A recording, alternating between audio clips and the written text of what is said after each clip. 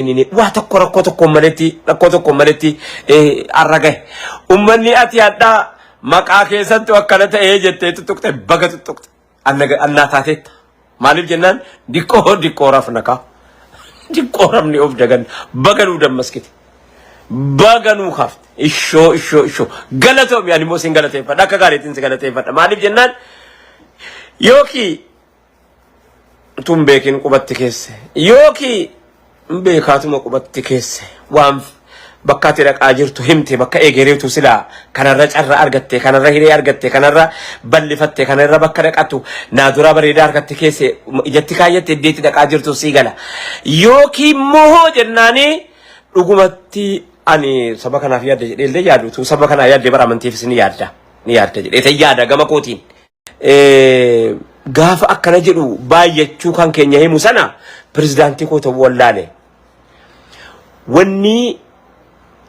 nu dagachuun qabne tokko kan nuti irree bini haasofnu tokko jira abbaan barbaadan itti miidhama yoo barbaadan itti fayyadama yoo barbaad wanni nuti bara darbe keessa fakkeenyaaf waan bara 2000 akka lakkoofsa faranjiitiin nin duraan jedhe bara 2006 kan nin duraan jedhe sun amma mo bara lakkoofsa akka lakkoofsa biyyatti Kenya sanatti lakkaatu lamaa fi bara 2004 yeroo Mallas Zeenaawii amantee qee Lubnaanii nuuf fidee dhufu ma gaafa sanas qaallichi isaan kun achuma turanii ma rakkoo maalii qaba rakkoon qabu ni achuma turanii isaanis fiduu keessa sin dhabamanu xiqqaa. Assalamu alaikum warahmatullahi wabarakatuh. Sagaleen kon dhaga'ama halaata. Assalamu alaikum warahmatullahi wabarakatuh. Haadha si furdisee itti deddeebi'eeyyu akkan haroon baharii keeti durdaayituu danuu nyaate eega fuutee nan baate atin targa koo qabe haroon baharii keeti durdaayituu danuu nyaate ما شاء الله بسم الله الرحمن الرحيم الحمد لله رب العالمين والصلاة والسلام على رسول الله صلى الله عليه وسلم وعلى أهله وصحبه أجمعين قال توما الفادا والروان جتنس والروان في جتنس والردب دنيا سفتنس والردب ستنيا سفتنس قال توما الفادا أمير كانا نتكابك وانتايف مال جناني أنا أعرف هنا قاربيتين كمبلو فتي بدلبسي وفي الركاية نكها هربيتين جيسي جريرون يلو تولو نمجل كيساني كونو تك مي سباكي ترفتكا مي رفي جتو اسمع يمو منا كيساكا Injen ni malemo dubbiin quba waliin dhabdu namicha baradheen gaddaa Ameerikaanii keessa nutti ka'e sanas sanaani warra gammachuu irraa qabutu ammas nutti dabala gammachuu irraa qabu tole maashaallah ulfaadha galatoomaa akka ni dhagaamu bareera warri gaafa namichi Faransaay keessa ka'ee jedhu asii dhokatee harka dhahaa bahe yookaanis immoo akka lakkoofsa Awurooppaatti bara 2006 barakum mana maaf jaha warra tishartii ergama rabbii maqaan Muhammad jedhu irratti waan adda barreessanii sirbanii ragadanii maal jedhantuyyuu egeree ofii hadha nutti man waan isin dhibu isa dubbatu caalaa inni harka dha'uuf nama dinqa maaliif jennaan maaltu isinii galabeeytu kaleessa yaada isaa jiraachuu dhabuu hadda bakka ga'ee jiru beekuu dhabu boreessan naqaa beekuu dhabuun wama barbaadde yaasofsiifti an utuun isaan ta'e maal jettaa inboxii warri naa jecha naa barreessaa ooltan guyyaarraa utuu isaan taate bakka isaanii buute utuu isaan taate pirezidaantii keenya taate bakka buute haasa achirratti goote maalaa softaa naan jettanii akkan jedhu toorayya abbaa maccaa ta'e ka'ee utuu achirratti hireen namuddee hireenu bakka sana nan dhaabini bakka sana dhaabachuun bakka fafaatii bar bakka dhaabachuu walii hawwanuun seenaa joolle bakka dhaabachuu walii hawwanu miti Maaliif jennaan isa kaan irra ciqilfataa isa kaan irra miila kaataa jiraachuun nun fakkaattu waan ta'eef bakka sana yoo rabbiin keenya nuun hin mutin alhamdulillah faaruun kan rabbiiti. Maal jettaa isa jettaniif immoo wannan jedhu jecha isa kanas na jalaan miine isa kanas gadi na jalaan qabne jibbuu koos hin dhoskadha kaamma ta'e tokkotti anoo biyyaan an deema. Rinne malee hin xiqqaannu bara kalaaftuutti hin xiqqaannu ummata hin duune jechuun ummata islaamaati bara hin duu bara. Maaliif waggaa 1444 utuu bal'atu takkaa takkitti irraa xiqqaatee irraa hidhateeraa ijoollee. Mee warri na dhagaa jirtan nama 2600 argaa jira. Warri amantii biraa hordofus na dhagaa jirtanii aanottan koo lafeewwan kiyya warri amantii biraa hordoftanus na dhagaa jirtanii. Amriin yookaanis immoo deemsi amantii islaamaa eega waggaa 1000 wanti kun nama lamarraa ka'e. Kana jechuun ergama rabbiitiif Khadiijaarraa ka'e. رضي الله تعالى عنها اللهم صل وسلم وبارك على نبينا محمد وعلى آل محمد نما لمرة إيجا كأي تكا كتي وتو أبدو بديبين عدد ما يرتي كل فترة بلتها نتي أكا بسماراتي دوريس نتيمين توري ولا لوي كيستي عدد أجا نركضتا نجبان نبا مسكاتا كتير لابن مالي جناني دعو كينيا جراتشو كينيا رنجال لنا نتي يرو أمنتين نقل يرو ربين ولي قال لي hamma isin jiraachuu gammaddanu caala haqqi irratti dhabamuu keenyaaf gammachuutti qabna. Kanaaf irra ciqilfachuu baattan yeroo kamiinuu wallaahi waa tokkotti isin isaamnee hin beeynu. Ammoo wanni nuti isiniin jennu bara 2004 gaafa amantii kana jarrii dhaqanii Lubnaanirraa sheekii biyya keessan keessaa hin qabdanu jinuun jedhanii utuu nuti muftii meeqaatama eega gaafa qabla sheekota garbiirraa naannoon keenya sheekota garbii kan jedhamanu bara 18 duwwaadhaa jalqabee mashaayika biyya naannoo keenyatti guurrachuu jalqabeerraa sheekotii adda addaa utuu biyya keenyatti utuu guurrannu beekaa utuu biyya adda addaarraa guurrattu oromoontuu naannoo adda addaarraa guurrattu beekumsi islaamaa kan faabirkaan godhatee gargaarsa mootummaa akka biyyootii islaamaa kana gargaarsa mootummaan barbaadu baajetii mootummaan barbaadu waa tokkoon barbaadu ofirratti kanneen jiraanna yoo gargaaruu malee gargaaramuu hajaa tokko illee hin qabnu.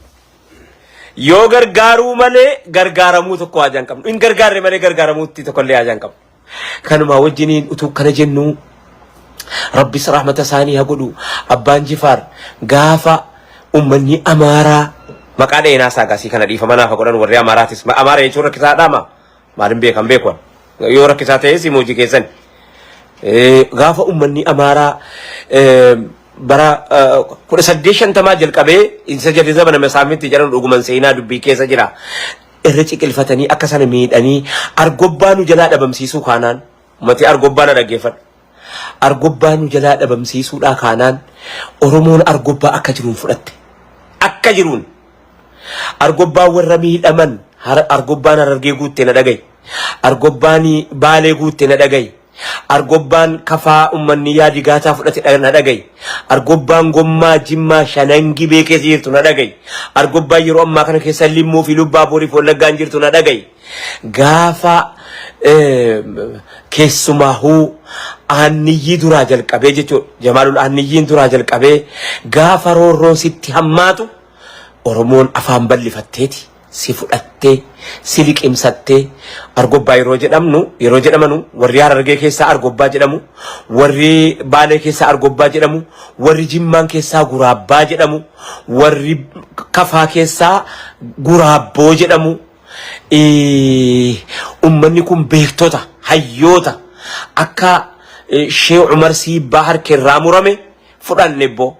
akka Sheekh Mahmud Quraaree sheekota beekama muftii biyyattii kana diinii of duuba deebisee akka inni jiraatu taasise achi as fidee jechuu kooti. Kaasa keessaa gaafa simannullee jara keenya gaafa simannaa akka kanaa gaggeeffannu gaafa simannaa akka kanaa gaggeeffannullee eenyummaa keenyaa wajjiniin takkaa takkitti ilma abbaa maccummaa kan koo jijjiirameeti miti. Isaafis yaada gurmuu kanatti Muhammadatiin harkatti balfitu baanna. Gurmuu kanatti sabummaa ambi biraan harkatti dadhabu baanna. Gaafa sana ummanni argobbaa gaafas jarri wanta godhatu sanallee naannoon keenya fuudhanneeti ambataasif of taasifannee gosa kenninee fi gama kootiin bara kana keessa ijoollee haasawwan na jalaa makate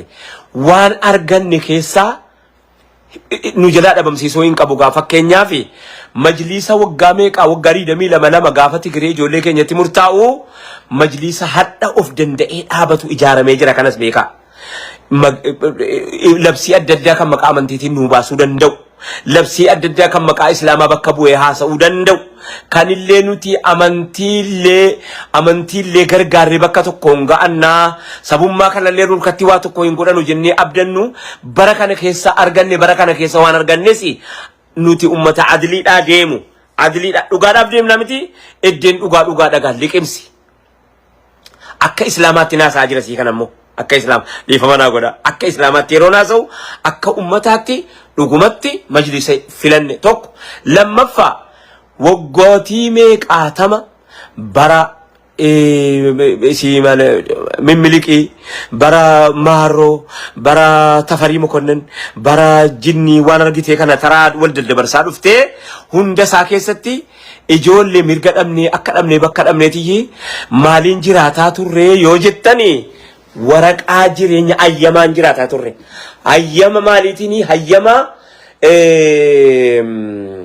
iqaasa hayyama gargaarsa biyyattii keessatti በኢትዮጵያ ላይ የሚኖሩ ሙስሊሞች jedhamneeti jiraataa turre waggaa arfan darbe paarlaamaan biyyattii galatoomaa kaamaa bakka kanatti galatoomaa ka jara keenya walfaana isin hin dhabnan jenne baru bakka isin gaarii hojjettan gaariidha isin jedhaa irraa isini galateeffadhaa warri in galateeffannu jettanu galateeffadhaa bakka dhugaan ta'e waliin qabna bakka madaabiraa wajjin qabna bakka rakkoo biraa wajjin qabna bakka roorrooba wajjin qabna bakka cinqii wajjin qabna ammoo bakka jarri dhugaa hojjetes wajjin qabna kama bakka hamaa qofitti jaraa kennine bakka dhugaa akka hirmaachuu dhimnu hin qabnu ijoolle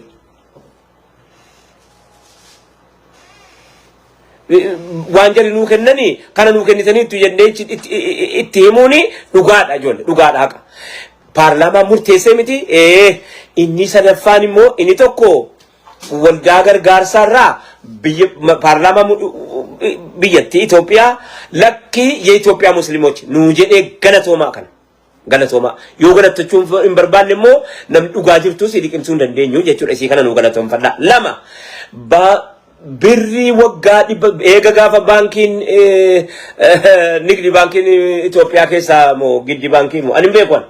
eega maayini bakka commercial baankiin akkuma jirutti eega gaafa giddi baankii sataatu nigdi baankii sataatu wantumti baankiin umti biyyattii keessaa birri achi keeyyan namani fudhachuu haqan qabnu irraa mirgan qabnu birri achi kaayyachuu mirga qabna maaliif jennaan dhorkaadha ka mootummaa dhorkate birri mana kaayyachuu birri mana kaayyate waa hedduu balleessa birri mana kaayyate of eeggachuuf jecha addunyaa dhuma kun heera addunyaati birri achi kaayyachuu malee fudhachuutti hiree dhabne kana gaafa gaan fooddaadhaan bane daawwitiidhaan akka nuti keessummeeffamnu achi kaamee immoo akkuma kana Mimiliki dhuma dubbiin achi kaamee fooddaarra darbee immoo sabsiidarii kam of danda'e baankii of danda'e yeroo ammaa kana keessa zamzam hijiraa raammis qabna jool qabna kana jala sarara ofitti maaga waraadha argan akkana miti diqqoo isa kana gammadanii jedhan jechuudhaaf iyyi alana moo maal jedhanii dhufanii harka wayaa jalaatiin hin baay'attan yoo jedhanii baay'achuu dhufa yaa jiran hin laaftan yoo jedhanii bari laftani illee wayyaa bar utuu si'itii maal jettaa isa jette ustaaz maal jette sanaan jedhaa turtanii utuu anaati abboo bara dhiyeenyaa kana caalchisaan mardaasaan hangaasaan bara kana maaligaa makkanniifni olaanaan bara kana marsineen waan akkanaa tuulamaan maqaan keessan baay'ateera itti jabaadhaa ijoollee jechuuni bulchaa naannoo Oromiyaarraa eeggadha. bara kana jalqabdaniittu baay'ateera jedheen nuti dhufummaa inni ba asa fuulduratti gara fuulduraatti dhufaa jiru waa malee waa biraatii miti man isa gara fuulduraatti niyyate sana hiitanii harkaa baate taa'am ijoon jenna akka danuutti fudhadha garuu akkana qofa jedheen dhiisu jenna yookaan yoo ummata kanaaf yaadeera ta'e hadha akka ummanni silaa jabaattaniittu walii gala baay'achuu keenya asirratti wanti haasa'ame maal inni maqaa Yahudotaati jedha maqaa Yahudotaati sunuu kan moggaafate. Fakkeenya Shu'aybiin maqaa keenya maqaa Yahudotaati. Shu'ayb Haaruun maqaa Islaama moggaafataa jira malee uummanni biraa moggaafataa jiru. Maa jedhu maqaatti himtuu maaliif jara kusattee nu qofatti qubaaddeeffattaan immoo nin jedhaa jiru. Maa isinis deen qaban hin jiru isinis bukoo keessantu yoo jira as qofatti quba qabuuni maal baasaa miti nullee garuu uummata gaggaariitti hidhanne jedheen fudhadhaan hangama kootti uummata gaggaariitti hidhanne waa tokkollee ta'u Muhammadummaan keenyaan silaa waa tokkollee jechuun qabdu turte sila akka kootiitti tungursaa kan ka'e ta'e maalan jedhee si gadhiisaa maqaa ofitti deebi'uu jalqabdaniittu galataa olaanaa irranaa birrataa wayee insarmuu kanatti moggaafachuu jalqabdaniittu jabaadhaa jetta jennee eegne garuu isa kana hunda isaa dhiiftanii hawaasa fuuldurii dhaabbattanii hin baay'atte jechuun immoo baay'adhaa hin xiqqaattanii habarsaa jechuu ta'ee argama kuni tu shantama fayyadanii tokko haasaanii bareedaadha. Maaliif jennaan yeroo waa waliin jennu keessan jirru ijoollee. Yeroo waa kekersinu akka jirrutti jirra waan ta'eef. Haalli biyyi keenya keessa jiru akkatti jiru kanaanuu jira waan ta'eef yeroo waa ammoo quba wal kakaanii waa sifachi jechuun kun utuu bareechee itti yaadame bareecheetuma itti yaadame gaariidha jechuudha ammachuufanii ulfaadhaa galatooma. Assalaamu alaykum wa rahmatullahi wa barakatuhu. Daawwattoota nama 3,700 daawwataa jira waatu si dhibe hordoftoota amantii biraa hordoftoota amantii islaamaa hunda keessantu na daawwataa jira. Dubbii adliirra dhaabbanne haasofna dhugaarra dhaabbanne haasofna malee tokko jallisuun ila yoo dhasiini yookaan immoo tarii nuti Oromummaa keessatti tarii jabaatee nana achi keessatti nu raaffisuu fi laata jechuun shakkiin qabaa beekaa. Maaliif jenna kana kanaan ijoollee waan ganda waaqoo guutuu an dhaqee ajaa'iba rabbii argee galee waaqonutu waan dhagahee waan adda jedhameen kana maaluma jedha laata. Bakka sanatti masjiida tokko eebbisiisuu gaafa nuti dhayne sana bare utuu namichi hadha qubee afaan Oromoo kaa'e inni alaabaa kaa'e hadha hin dogoggoree mijoollee roorroon Oromoo roorroo isaati roorroon hawaasa kanaa roorroo isaati dhibdeen ummata Oromoo akkaataa inni itti jiru siigalee yoomillee ta'u akkanitti kukamuu dhiisin jiru gar tokko hunda dhukkuba maaliif jennaani rabbumatu quraana isaa keessatti obboleewwan isaatti ergee bara obboleewwan isaatti ergee qawmii isaatti ergee bara qawmii walawlaa rahtuka larajamnaaka gaafa jedhan sana ummata Shu'aybiin bookaa milmaal jetta bo وما أنت علينا بعزيز لا ولا ربما تقرأنا ساتين وإلى عاد أخاهم هودا شوف لا عاديني أمة ساترك ولا ما جري ولو لا راح تقطوت سلا قومي قد سبب الله سبب يبو سبب جبتا سبب يبتا سبب سيفياد وقبات شوباتي وان سلا سيقون نتبيكا جتني ترادت تبر أواصل كنكو أنك بين جساتي باكو رورون كيرو روكوت روري فمني كيرو روكوت إبدين كيرو كان جتشو ربان في اللي يوجد أكما أمانتين كنكو يروني تكو موكنا دنفو إبدين كيس نكوك نلالي سنة أكوب كيس سنة نجورا أكنتي أتوتي ريبر في الرفع بلون كاب أكنتي أتوتي رورون كان كيتي سرجلو أردأتي دوتوني نتا إدوا أتلتو كتي دوتي أشومان بيوتاتي أفت أنت أيتا إندوا أجر taayita hin guyyaa dhaan hamma ilmaan keessa jalaa akka malee taatuun si jalaa waata hamma ati guyyaarraa achitti beelofti ari'amtum hamma rasaasaan ambila gacee larga tarkaanfatee dhufee si ari'uuni asii akkana na godha la'aan ammoo asii waan ansii godhuun nabe malee kanaaf hawaasa keenya kabajamoo jarjaraallee waa jedhaa jechuuf miti jarjaraa waa balleessaa jechuuf miti kanaafani baalaansii godhee maaliin jedhe isa argannes hin wallaalle hin dagannes beeynas isinii galeera isa dhabnes akka jirutti beena ilaasofne malee ammoo silaatu sila akkana nuun jechuu baattanii baay'ee gaariidhaan isiniin jedha sa'atii tuttuqamnu keessan jirru sa'atii sila wama amantaa kana sila lafaa kaaftanu keessan jiru maaliif jennaan anaafis pirezidaantii dhahoo akkamitti anaa waa jedha isa sana waa jechuun isa gaa'eenyutu si amanata anaafis pirezidaantiidha dirqamaa miti ani si filachuun eega dirqamaa miti eega filamtee أنا في بريزيدنتي لبتي كوما وفرقتي مو أنا في بريزيدنتي توريني نيران فتي مو إيه